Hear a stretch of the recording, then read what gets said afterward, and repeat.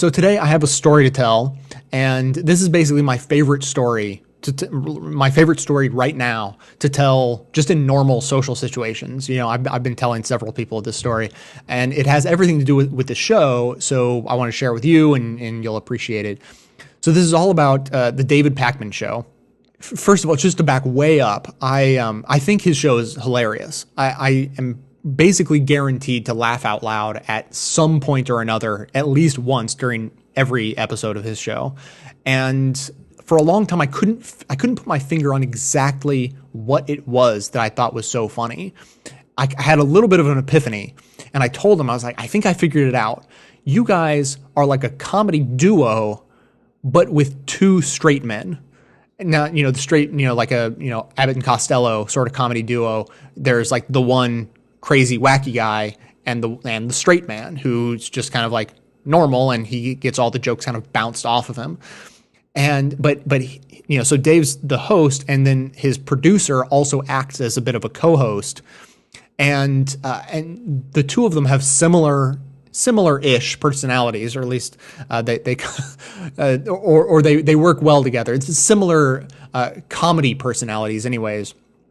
And so they will both say funny things, but both of them say it in a very kind of deadpan, not intending to be funny sort of way. So I described them as like a comedy duo with two straight men, which is absurd, but somehow magically works with them.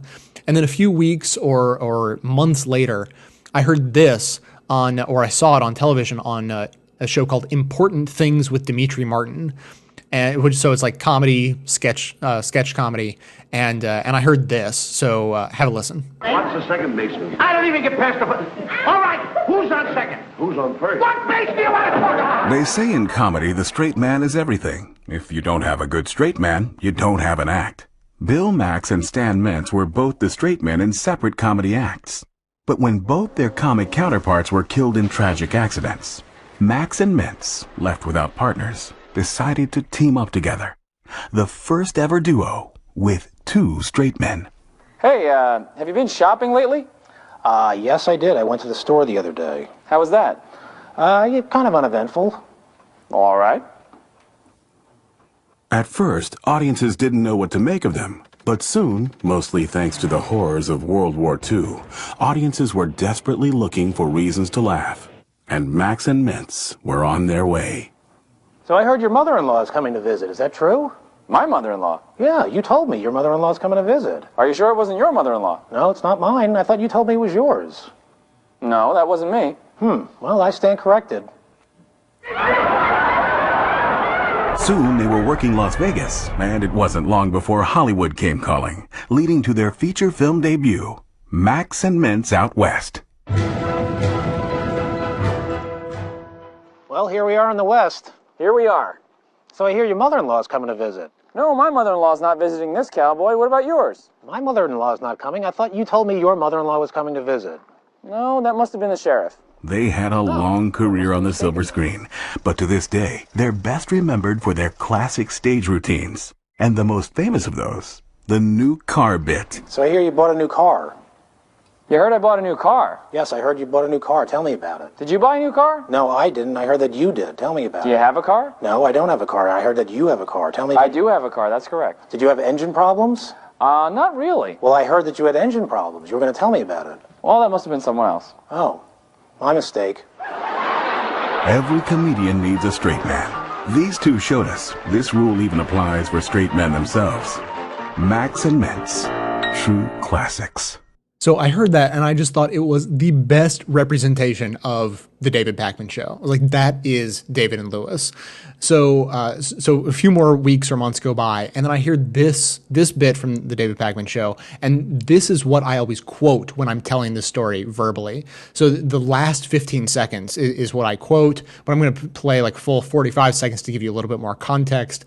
And so this is David starting off, and they're just talking about the David Pakman show T-shirts that they have available, which are very environmentally friendly because they're made out of cotton cotton scraps and plastic bottles, apparently. If they were only made of recycled cotton scraps, I don't think Mark and Adrian would care. But because the shirts are also made out of recycled plastic bottles, I mean, can you imagine that? They're going to be interested. Just in general, I'm going to go out on a limb here and say that if you don't own a David Pakman Show t-shirt, you're not hip, you're not cool. Lewis, very, very argumentative here with the audience, and even throwing out insults. I don't subscribe to that. You got to get with the times and just get a t-shirt. Is your David Pakman Show shirt too big or too small? I can't tell. Feels just right. It does. Yeah. Okay. Well, there it is. Okay, so I'm deadly serious about this. The first time I heard that, I almost cried laughing. I found it so absurdly funny. Or absurd and therefore funny. So I was like, all right, this is it. Like, this is what's funny about their show. So, all right, pause, keep all of that in mind. That's the background. Here's the real story. So for months now, David and I have been doing cross promotion between our two shows. He has a promo running on my show and I have one running on his.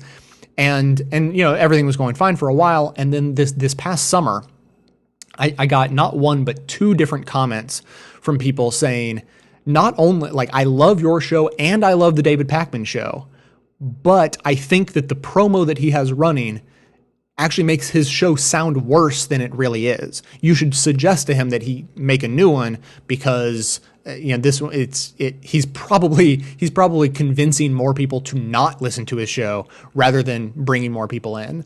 And I was like, all right, well, if I get two comments like this, I guess maybe it's time for some tough love. Hey, Dave, what do you think? You want to make a new promo?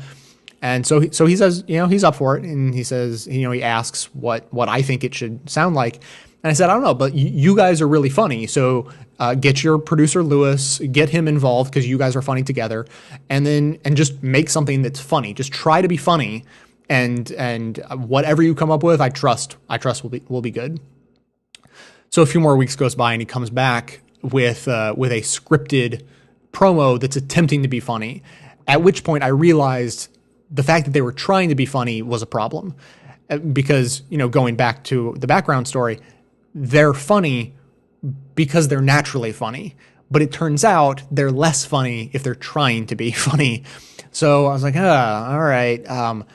What if you guys tried to improv something? What if you just sat down with Lewis and turned on the microphones and just asked him, hey, what do you think the best thing about our show is? Whatever conversation you have in that 30 seconds will be better than anything you could possibly script because you will naturally say something funny. So, a couple more weeks goes by and they attempt this. They, he sits down with Lewis. He doesn't let Lewis script anything. And he just asks, hey, what do you think the best thing about our show is? And Lewis was not happy about it. He, for instance, this happened. Dave, we have to plan this.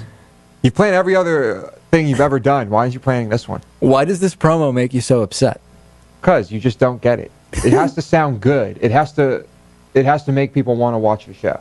So they made these three promos where they're attempting to improvise, but Lewis was so self-conscious about trying to be funny without being allowed to prepare.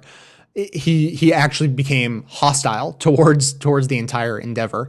So they made these promos and they're they're definitely off the cuff and they're real, but they definitely borderlined between funny and not really funny, but mostly just uncomfortable.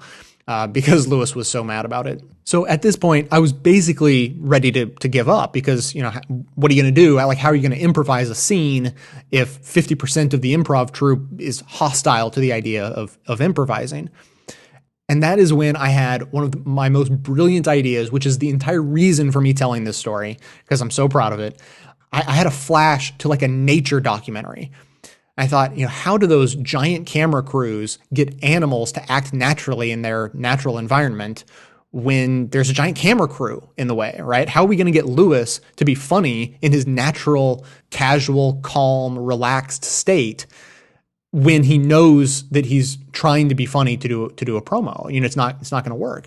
But in a nature documentary, those giant camera crews, they come into town and into nature, and they sit there for a long time, and they just don't disturb anything, and they let the animals kind of freak out. They're like, hey, who are these weird people here?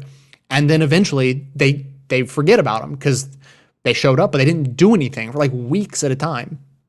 So that I thought, that's it. We have to trick Lewis, just like a wildebeest. We have to trick him into acting naturally in his natural environment. And so I got Dave on the phone. I said, okay, I've got it.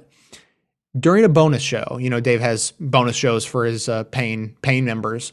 I said, during a bonus show, just have a casual conversation about why he got so mad doing those promos. And then as part of that conversation, just casually ask, hey, so now that we're not, now the pressure's off and we're not trying to make a promo, I'm just genuinely interested. What do you think the best thing about the show is? And at that moment, they will have a genuine conversation, and Lewis will say something genuine and natural, and it'll come across as however it comes across. And I guarantee it'll be funny because you guys are funny. And so that is exactly what they did. They had a 6-minute conversation, which I then edited down to 3 separate brand new promos for his show, which I find infinitely better than anything they did before or could have done, or scripting it. And so those are the 3 promos for the David Pakman Show that you guys will now hear on a regular basis. And that's how they came about. Basically, tricking poor Lewis as if he was the subject of a nature documentary. So I really got a kick out of the fact that my idea effectively worked. We ended up with the result that we were looking for. And now obviously I can conclude with saying, if you haven't already, you should really check out the David Pakman Show. It is funnier than you might imagine, and they do it without trying.